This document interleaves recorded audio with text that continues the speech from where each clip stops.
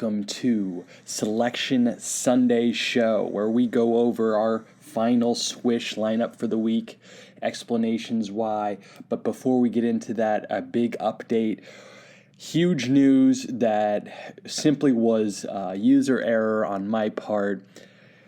It is true that our lineup, the Burn Podcast, was a faulty lineup. We had to assist players in our lineup. We remain on the leaderboard, so that might be 3. We don't want to be known as feckless nor without integrity, and we want to tap out of this week's competition. We probably weren't going to win anyways, which speaks to how bad maybe we were this week, but we want to make sure that we're playing by the rules. And with that recognition turned to a big glaring hole that remained on the roster. We didn't have any block or steal options that were near top options in the league, never mind elite options. So we called upon our angel investor. Our angel investor came through with an initial installment of $200. With that, we went ahead and we made some transactions. And while those transactions happened a couple hours ago, we were able to get some footage. So we'll give you some quick footage of that, and then we'll turn back to our show.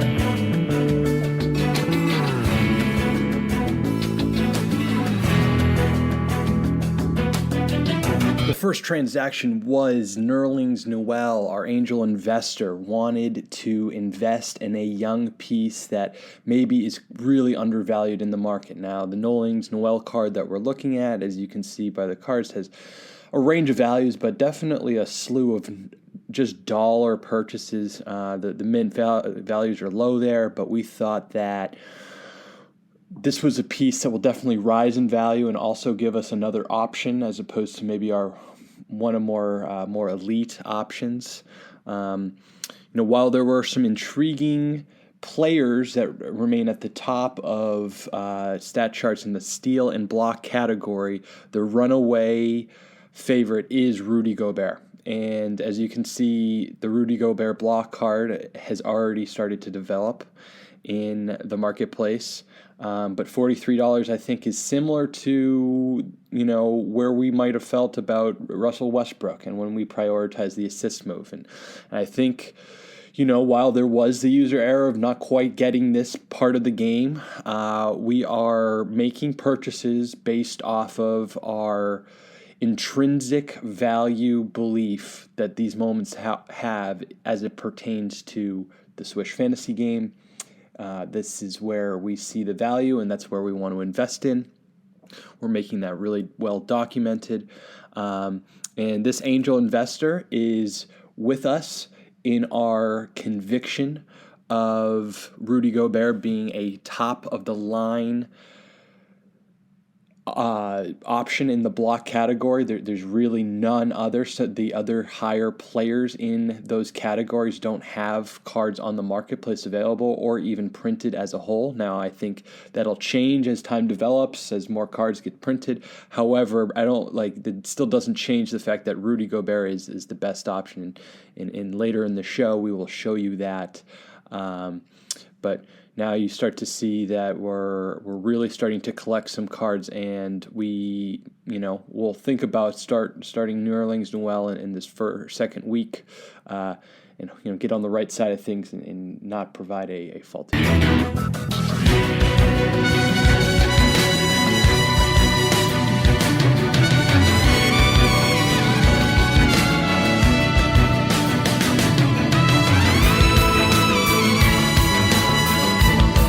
Okay, now we are into the main feature of the portion where we will select our final decisions. I am a little bit concerned. We are in the middle of a lockout. We're still timed out. We've been here for about an hour, hoping that we can get this rectified before that 6 p.m. deadline. But let's go through kind of what we're looking at. We are here to choose two 2-point options. They happen all to be dunk and jump shots at the moment. I think where we start is that Giannis, I love him. I like what he brings to us. He is ultimately going to be someone that we ride or die with. know the beginning portions of our franchise philosophy was to not put ourselves in this position, but it's good to feel good about your franchise guy, and we're going to roll him out there. And then, for me, CJ got some consideration. DeAndre, we looked at the Joker at 3 games. I took a look at Jaylen Brown. We're looking at 2 at 3 games. Donovan Mitchell, like all really nice, intriguing options. But ultimately, this group fell outside of consideration for this week. We were between Christian Wood and Bradley Beal. And for me, making the mistake in week 1, I want to go with the more safe option. Christian does have somewhat of an unproven track record, but that's not because of poor performance. That's due to a lack of experience, and I want to roll with him. I think he's going to be a mainstay in the offense. He hasn't seemed to have skipped a beat from the loss of James Harden.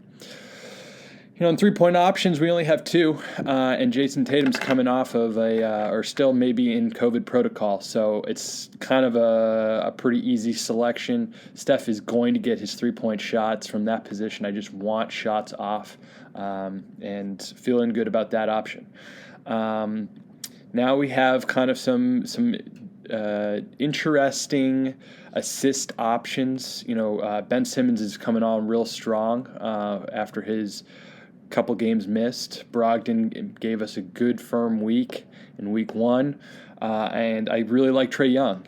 Russ is still kind of on the shelf, so we'll unfortunately keep him off here, but I really like this nucleus of assist options. I think that we're going to be able to roll with this group into the distant future, like not necessarily a place that we're going to need add and subtract. So assists and 2-point options, I feel pretty good with the options that we have. For the selection of the week, I'm going to try to prioritize the pinballs in the pinball machine, and I am ultimately going to select Trae Young. Trae Young is going to be our assist option for the week. And then lastly, I think we're highlighting the reason right here why we needed to make a move. So fortunate that we had angel investors willing to, believe in the product of the program. Not really excited about the fact that we overlooked this aspect of the contest, but it is what it is, and we're going to have to push forward with it. And we paid a pretty penny for Rudy. I think we also, the investors were interested in making it a investment opportunity.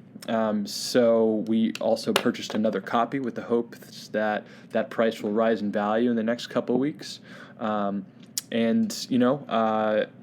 Want to be careful here to say this isn't financial advice. We just want to be transparent and open about what we're doing with our franchise and how we are directing the franchise. And that's what we're doing. We'll see if this gamble pays off. I only expect it to pay off if Rudy keeps an elite status in the block opportunities. Right now, he is definitely in the league leaders and per game average, and he is one of the few resources or few moment cards that are available that could be played in this Swish Fantasy Weekly contest. So to kind of highlight, where those kind of sit here, we are again 7 games, so this is maybe like 2 weeks of your past 2 weeks average. See, Rudy's right there. There's no Miles Turner card available, or at least when I was on the market. I don't know if there's one minted. Anthony Davis is a full 2 points behind him, and that could make a difference. The one thing I will highlight is that on the steals category, I was interested in Kyrie Irving being an interesting play. There is Kyrie Irving steal card available in the marketplace from right around the same price point as the Rudy block card. However, I just kind of hate Kyrie and didn't want to, steer our franchise direction towards him. He's not someone that we want to hitch our wagon to. So we went in the direction of Rudy Gobert, and we'll see how that gamble pays off, because the angel investors know that this is a gamble. Ultimately, they want to invest in packs. but I thought, they thought that this was an opportunity to make a difference, and so they did. So the last portion of the show, guys, is that we'll go over who I would select if I had the rest of the field on the roster. So I can't select anyone on the current roster, but if there were other players, who would I select? So in terms of points, we have to flip-flop between points and field goals made. But ultimately, going through, Luka Doncic will be one selection I would have. I think he's an elite 2-point option. He is taking a bunch of threes, but he's not making a bunch of them, which will force him to shoot going towards the basket.